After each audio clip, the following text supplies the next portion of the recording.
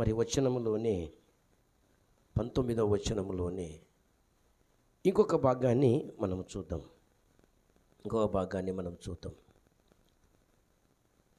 నీ యందు భయభక్తులు గలవారి నిమిత్తము నీవు దాచి ఉంచిన మేలు ఎంతో గొప్పది.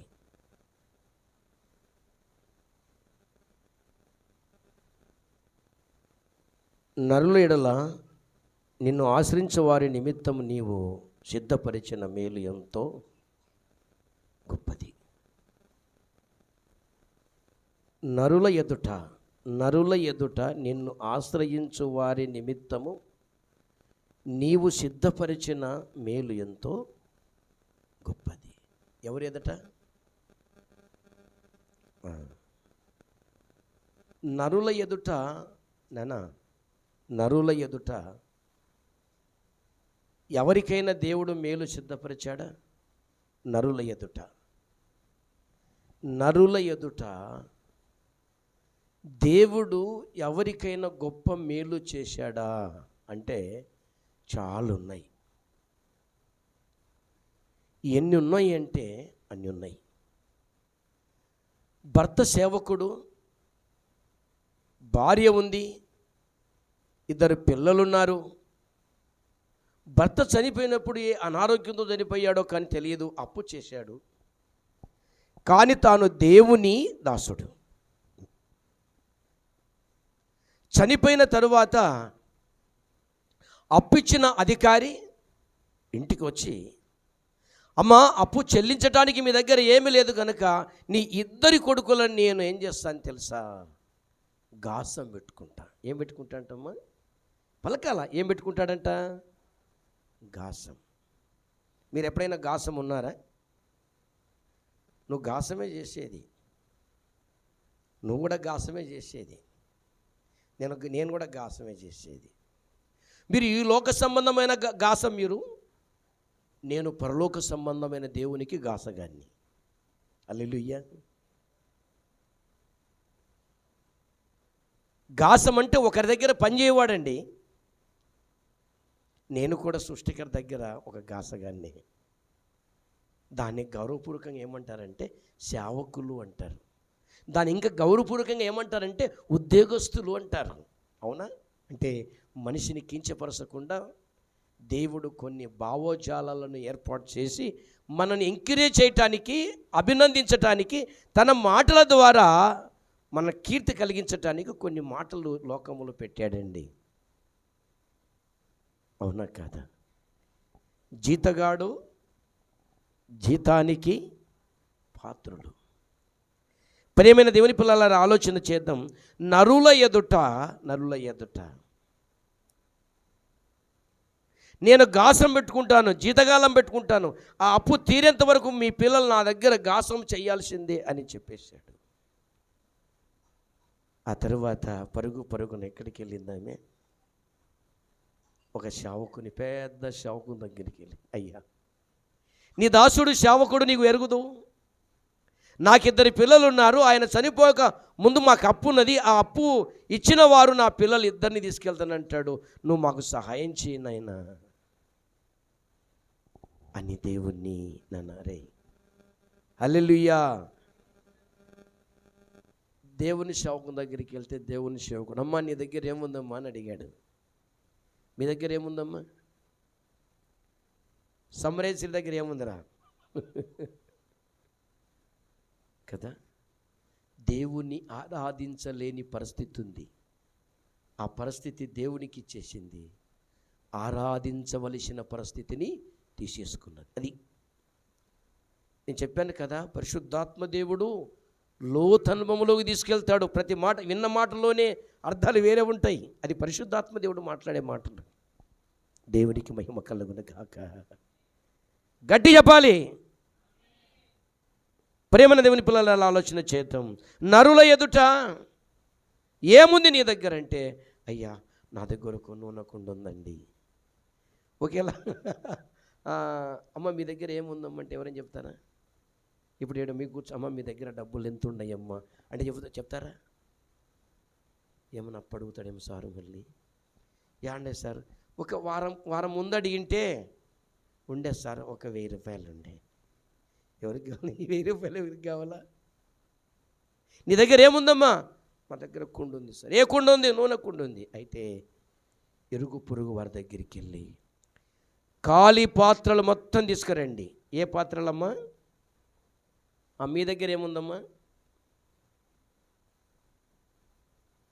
మీ దగ్గర విశ్వాసం ఉంది, నాకు తెలుసు. మీ విశ్వాసం ద్వారా అవిశ్వాసులందరినీ ఇక్కడ తీసుకురండి, వాళ్ళని విశ్వాస కుండలుగా తయారు చేద్దాం. ఈ సంవత్సరం ఒక నిర్ణయం చేసుకోండి అని ఇక్కడ వినాలి. ఇక్కడ వినండి. మీలోని విశ్వాసం ఉంది యోహాన్, మీలోని విశ్వాసం ఉంది.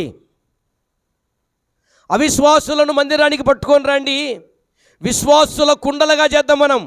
హల్లెలూయా, గట్టిగా హల్లెలూయా. ప్రేమైన దేవుని పిల్లలారా, ఆలోచన చేద్దాం. ఆ ఇరుగు పొరుగు వారి నుంచి కుండలు, ఖాళీ కుండలు తీసుకొచ్చి మొత్తం నింపింది. మళ్ళీ ఏం చేసింది? అమ్మ, మేలు జరిగిన తర్వాత ఏం చేయాలరా? ఏం చేయాలా? మేలు జరిగిన తర్వాత సార్ దగ్గరికి వెళ్ళాలా? అయ్యగారి దగ్గరికి వెళ్ళింది ఇవే. అయ్యా అంత నింపానయ్యా, ఏం చేయాలా? అక్కడి నుంచి ప్రార్థన చేశాడు. ఎల్లో మొత్తం అమ్మేసి వచ్చిన డబ్బుతో నీ కొడుకుల, నీ భర్త చేసినటువంటి అప్పంతా కట్టేసాయి. ఇది ప్రజల ఎదుట దేవుడు సిద్ధపరిచిన మేలు. ఇది చాలా గొప్పది, చాలా గొప్పది, చాలా గొప్ప. సైతాన్ గడు మనల్ని ఏంటాడు? మీరు పాపం చేశారంటాడు. మా యేసయ్య మా కోసం సిలువలో పాప రుణానికి రక్తాన్ని కార్చాడు. మేము పాపులం కాదు, మేము అవిశ్వాసులం కాదు, మేము విశ్వాసులం. మా తండ్రి విశ్వాస వీరుడు, ధీరుడు, ఆయన పేరే నజరేయుడైన యేసు. ప్రేమైన దేవుని పిల్లలారా, ఆలోచన చేద్దాం. మరి కీర్తనలు 5వ అధ్యాయం, కీర్తనలు 5వ అధ్యాయం, కీర్తనలు 5వ అధ్యాయం 11వ వచనం చదువుతల్లి. 11వ వచనం. బాగుండండి నాన్న. రే దేవుడి ధనాన్ని చక్కగా మాట్లాడుతున్నారా? నిన్ను ఆశ్రయించిన వారు అందరూ సంతోషించుదురు, నీవే వారిని కాపాడుదువు. అదే అక్కడ ప్రవక్త కాపాడలే. ప్రవక్తలో ఉన్న దేవుడు ఇచ్చిన ఆలోచనతో ఆమె పిల్లలను, ఆమెను నిన్ను ఆశ్రయించిన వారి అందరినీ, మనలను కూడా సంవత్సరం అంతా దేవుణ్ణి మనం ఆశ్రయించాం. మన పిల్లలను మనం చూసుకోవటానికి, మన పిల్లలు మనల్ని చూడటానికి ఎంత చక్కటి ఆయుష్ ఆరోగ్యం ఇచ్చాడు. మనం దేవుణ్ణి ఆశ్రయించి ఉన్నాం. ఎంత చక్కటి మాట. ప్రేమైన దేవుని పిల్లలారా, ఎంతో మేలు చేస్తాడు దేవుడు, ఎంతో మేలు చేశాడు దేవుడు ఆమెకు. ఆ మాట మనకు క్లియర్గా మనం చదువుకున్నామంటే, క్లియర్గా చదువుకున్నామంటే, మళ్ళీ చదువునానా? నిన్ను ఆశ్రయించు వారందరూ సంతోషించుదురు, నీవే వారిని కాపాడుదువు గనుక వారు నిత్యము ఆనందధ్వని చేయుదురు. అది కదమ్మా, ఆనందమే యేసుని స్తుతించుట, ఆత్మానంద గీతముల్ పాడెదా. ఆనందమే సిలువలోనకై రక్తము కార్చెను, సింహాసనమునకై నన్ను పిలిచెను, సింహాపు కోరల నుండి నన్ను విడిపించెను. కదమ్మా, సింహాపు కోరల నుంచి ప్రజల ఎదుట దేవుడు సిద్ధపరిచిన గొప్ప మేలు ఏదంటే, కష్టాల్లో ఉన్నప్పుడు, నష్టాల్లో ఉన్నప్పుడు, ఇరుకులో ఉన్నప్పుడు, ఇబ్బందుల్లో ఉన్నప్పుడు చేసే మేలే గొప్ప మేలు. గొప్ప మేలు, గొప్ప మేలు. అవునా? లేకపోతే ఆ విధవరాలి కొడుకులను తీసుకెళ్తే ఆమె చట్టం పట్టుకుని ఏడ్చాల్సి ఉండొచ్చు. మనుషులని కాదు. ఒక టయాన చెట్ల మేలు కదండి. అమ్మా ఏం మలకరే, చెట్లు మేల కాదా? చెట్లే మేలండి, మనుషుల కంటే చెట్లే మేలు. నీడనిస్తాయి, కాసిన పండ్లు నిన్ను తిననిస్తాయి. నీకు నీ భర్త కావచ్చు, నీ పిల్లలు కావచ్చు, ఇంకెవరు అంత వాళ్ళు వీళ్ళు కావచ్చు, నీకు నీడనీయరు, వాళ్ళ దగ్గర ఉన్న ఫలాలు నిన్ను తిననీయరు. అంతే కదమ్మా. ఉన్నది దోచుకొని పోతారే కానీ నీకేమి ఇవ్వరు. ఏమై నీ దగ్గర ఏమన్నా తేమా, నాయన ఏమన్నా ఇచ్చింటాడితే అదే అదే అదే. నాకు తల్లి ఉంది, మేము ఎప్పుడైనా ఈసారి నేను ఏమి ఇవ్వలేదు, కానీ ఎప్పుడైనా వెళ్ళినప్పుడు ఏమని ఇస్తే, అన్న వచ్చాడు కదమ్మా, వచ్చారా, ఏమి ఇచ్చాడమ్మా, ఇచ్చారా, అది నాకు ఇయ్యమ్మా, నీకు మళ్ళీ ఇస్తా అంటాడంట. ఎంత దౌర్భాగ్యులు. ఆమెకి ఇవ్వాల్సింది ఓనిచ్చి నన్ను కదా. చెట్టు మేలు మనిషి కంటే, చెట్టు మేలు. అందుకోసమే పొట్టి చెక్క ఏమెక్కాడు, మీకు అర్థం కాలేదేమో. చెట్టు ఎక్కాడు, ఆ చెట్ల మధ్యలో ఎండ పొద్దున ఎక్కింటాడు. ఆ చెట్ల మధ్యలో ఏమైపోతాయి చెప్పండి, ఆ నీడకి, ఆ చక్కగా ఆ గాలికి యేసయ్యను మనసారా చూసే ఆ మంచి వాతావరణాన్ని ఇచ్చింది ఆ చెట్టు. అంతే కదయ్యా చెట్టు. ప్రేమన దేవుని పిల్లలారా, మనం ఆలోచన చేద్దాం. చూడండి, వారు సంతోషం, ఆనందధ్వని, ఆనందధ్వని. మనం ఇంకొక మాట మనం చూసినట్టే దేవుని వాక్యంలో మనము చూస్తే ఒక ప్రశ్న వేసుకుందాం. ఆనందం ఎప్పుడు వస్తుంది? ఆనందం ఎప్పుడు వస్తుంది? 31వ కీర్తన 23వ వచనములో, బాధలు పోయినప్పుడు, కష్టాలు పోయినప్పుడు, అవమానము పోయినప్పుడు ఏమవుతుందంటే ఆనందధ్వని మనలోన ఏర్పడుతుంది. చదువు తల్లి. 31:23. యెహోవా భక్తులారా, మీరందరూ ఆయనను ప్రేమించుడి. యెహోవా విశ్వాసులను కాపాడును. ఎవరినంటమ్మా చెప్పండి, ఎవరినంట? గట్టి పలకలు. ఎవరిని కాపాడుతాడు దేవుడు? విశ్వాసులను. మనమందరం విశ్వాసులైనందుకే దేవుడు మనల్ని కాపాడాడు. ఈ చక్కగా ఈ సంవత్సరం 2024వ సంవత్సరము ఈ 1వ దినమున తండ్రిని మనం ఆరాధిస్తున్నామంటే ఆయన పిల్లలు మనకు విశ్వాసాన్ని దేవుడిచ్చాడు గనక, ఆ విశ్వాసాన్ని మనలో ఉంది గనక దేవుడు మనల్ని కాపాడాడు. ప్రియమైన దేవుని పిల్లలారా, ఆలోచన చేయండి. దేవుడు మనల్ని కాపాడాడు. 78వ కీర్తన 34 చూడనా. 78వ కీర్తన 34వ వచనం. 34వ వచనం. వారిని ఆయన సంహరించినప్పుడు వారు ఆయనను వెదికిరి. వారు తిరిగి హృదయపూర్వకముగా దేవుని బతిమాలుకొనిరి. అంతే కదా నాన్న. సంహరించాలనే స్థితిలో ఉన్నప్పుడు ఈయన నిజమైన దేవుడు, నిజమైన రక్షకుడు, ఈయన తప్ప మాకు దేవుడే లేడు, ఈయన ఒక్కడే మమ్మల్ని కాపాడేదని ఆయనను ఆశ్రయించారు. ఈయననే విమోచకుడని గుర్తుపట్టారు. వారికి ఆనందం వచ్చేసింది, ఇంకా సంతోషం వచ్చేసింది. ఆ తల్లి దుఃఖముతో వచ్చింది శావకుని దగ్గరికి, నాన్న వేదనతో వచ్చింది శావకుని దగ్గరికి. పిల్లలు పట్టుకుపోతారేమో అని వచ్చింది. కానీ దేవుడు ఇచ్చిన ఆలోచన ప్రకారంగా, దేవుడు ఇచ్చిన సలహా ప్రకారంగా, దేవుని శావకులో నుండి దేవుడు పలికిన ఆ మాటల ప్రకారంగా ఆమెలో ఏమైపోయింది చెప్పండి? ఆనందధ్వని వచ్చేసింది కదా. ప్రేమైన దేవుని పిల్లలారా, ఆలోచన చేయండి. ఆదికాండం 45:26 వచనం చూడండి. ఆదికాండము 45వ అధ్యాయము 26వ వచనం. ఒక తండ్రి ఆవేదన. బ్రతికున్న కొడుకును చంపినమన్నారు. విశ్వాసి అయినందుకు ఓర్చలేకపోయారు. బుద్ధి చెబుతున్నందుకు, సరిచేయాలన్నందుకు నిందలు పెట్టారు, అవమానాలు పెట్టారు, హేళన చేశారు.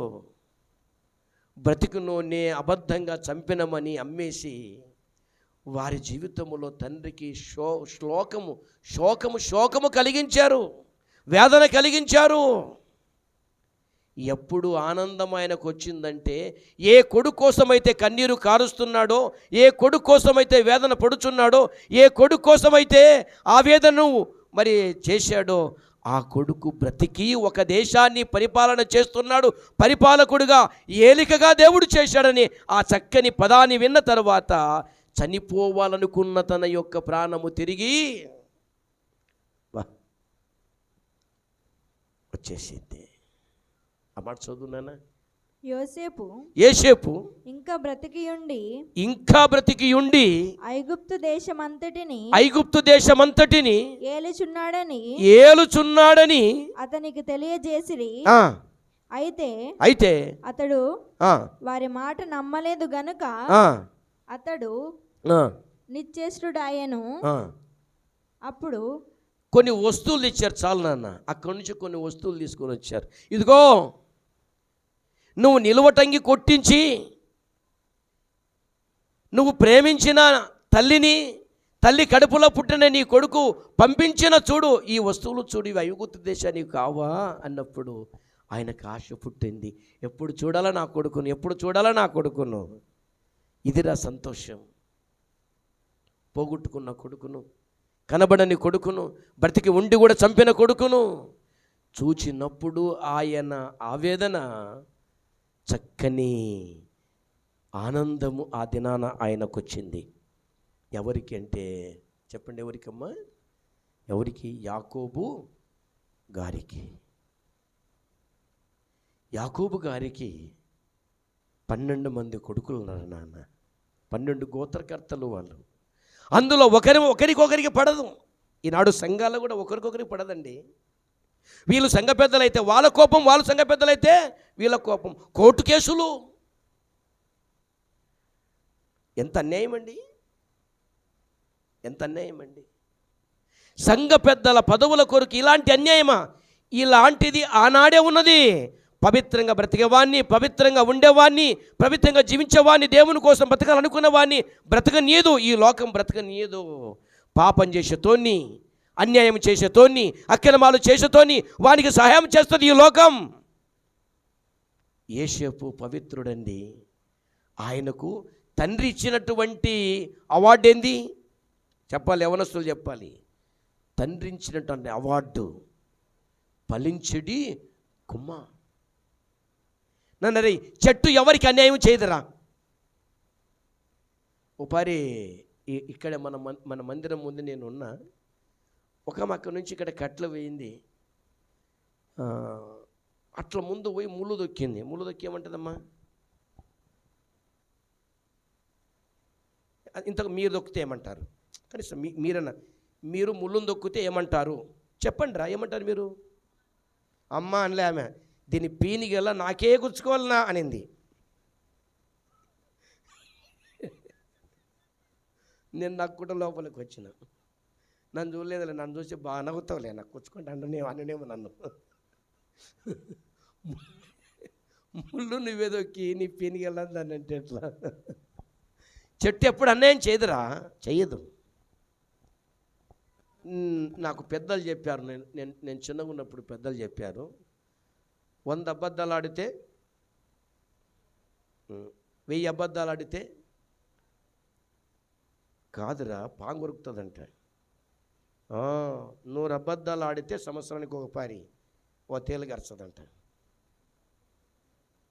అట్లా తాత ఏమనుకో అయితే ఇప్పుడు నుంచి నిజమే చెప్పాలనుకున్నా. తేలుకు మిస్ అయితే పాముకు మిస్ కాము. అవునా కదా? మన దేవుడు చాలా గొప్పవాడు నాన్న. తండ్రి ఎవరి కోసమై తంగలారుస్తున్నారో అదేరా ఆనందం. ఆ ఆనందం దేవుడిచ్చే ఆనందం. అది ఆయన ఎంత సంబరపడి ఉంటాడో. అబ్బా, ఐగుప్తు దేశం దగ్గర రాజు దగ్గర కూర్చోబెట్టాడు. నీతి మంతులు గల తండ్రికి అధిక ఆనందము. సామెతల్లో మనం చదివితే చాలా విషయాలు దేవుడు రాయించాడు. నీతిమంతుడైనటువంటి తండ్రికి కొడుకు నీతిమంతులుగా అలాగంటే కొడుకుంటే తండ్రికి బహు ఆనందమంట. కానీ మన దేవుడికి మనం దుఃఖం కలిగిస్తున్నామా?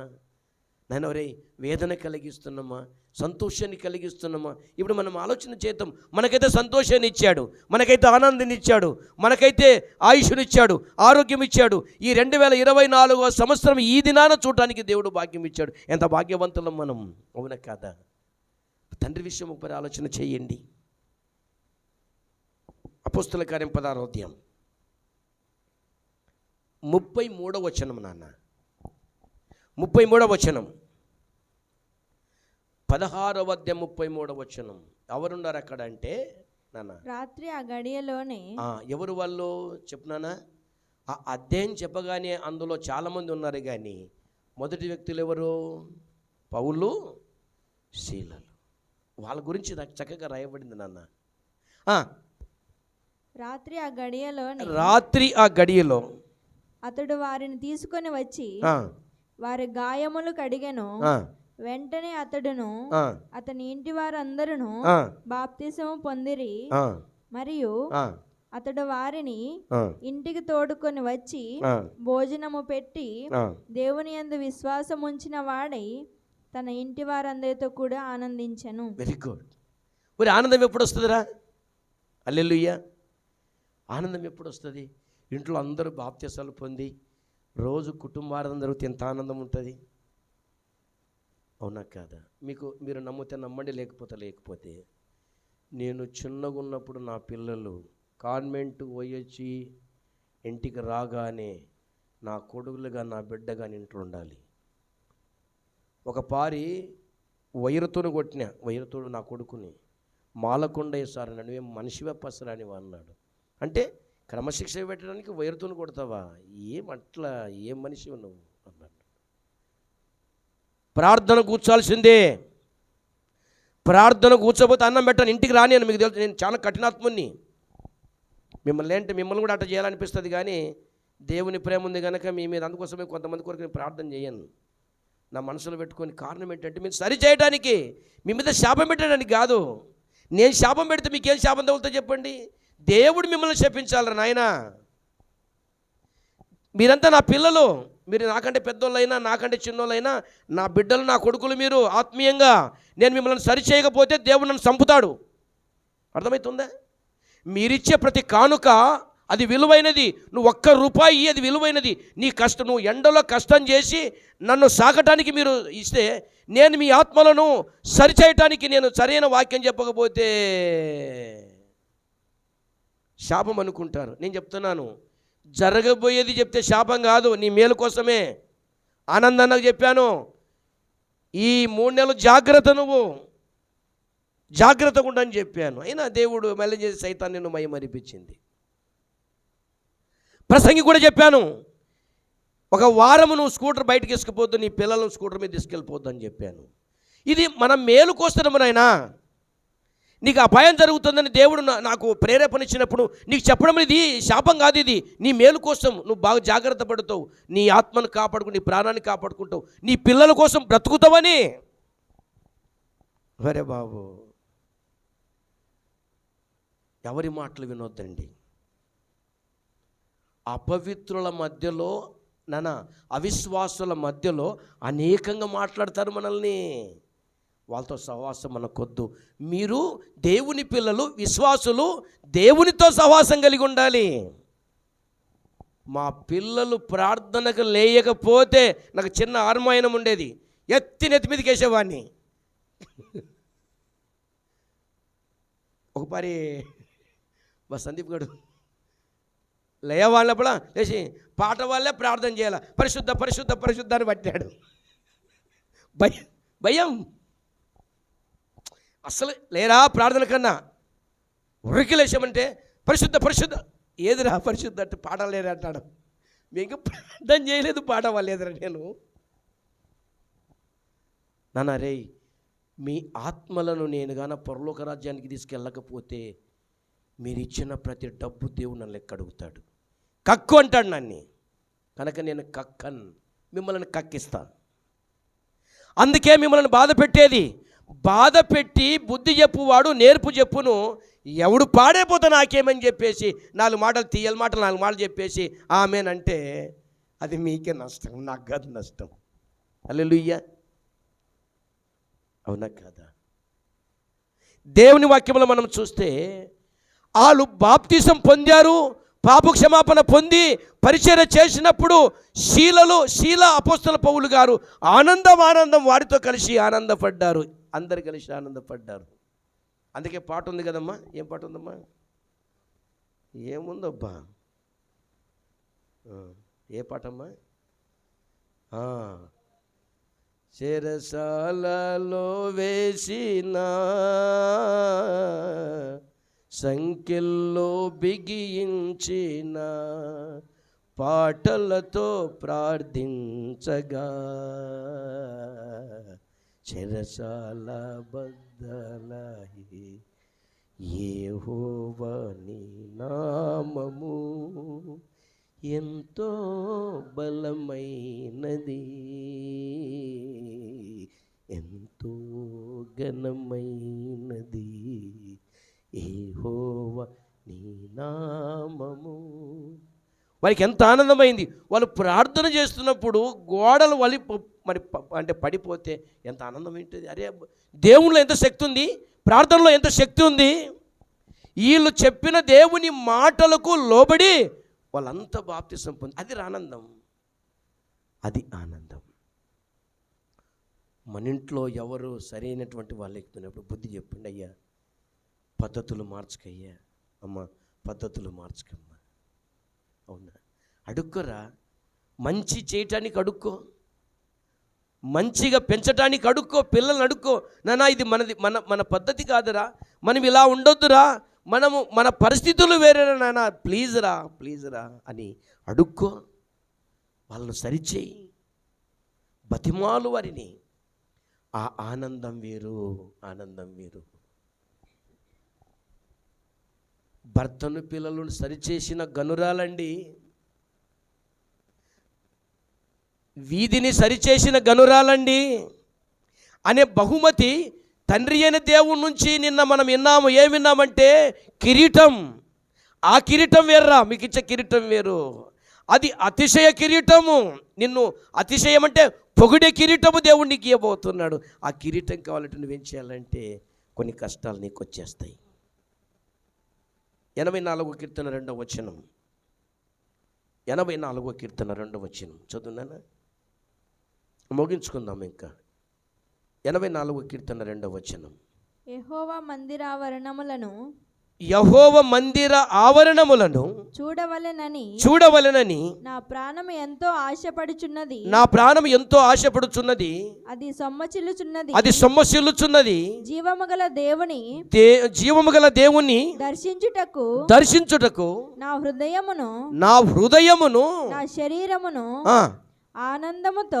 ఆనందముతో కేకలు వేయుచున్నవి. నా హృదయమెంతో జీవము గల దేవుని దర్శించ ఆనందముతో కేక వేయుచున్నది.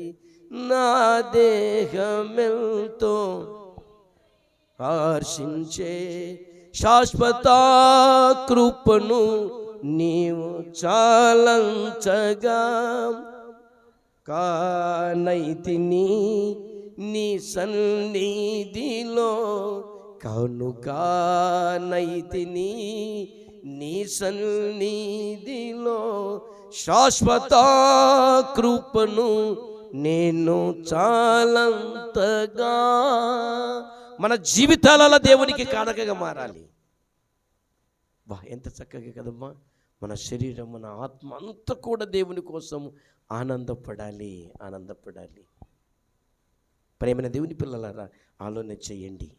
కొన్ని విషయాలు చెప్పినాను, మనం ముగించుకుందాం. చూడండి, నెహెమ్యా గ్రంథం 12వ అధ్యాయము 43వ వచనముల ఏ ఆనందము అంటే అలాంటి విషయాలు మనం చూసుకోవాలి. అండర్లైన్ చేసుకోండి చక్కగా, చాలా బాగుంటుంది. నెహెమ్యా గ్రంథం 12వ అధ్యాయము ఈ 43వ వచనం చదవండి. మరియు దేవుడు తమకు మహానందము కలుగజేసినని. బా, ఎంత చక్కటి మాటరా.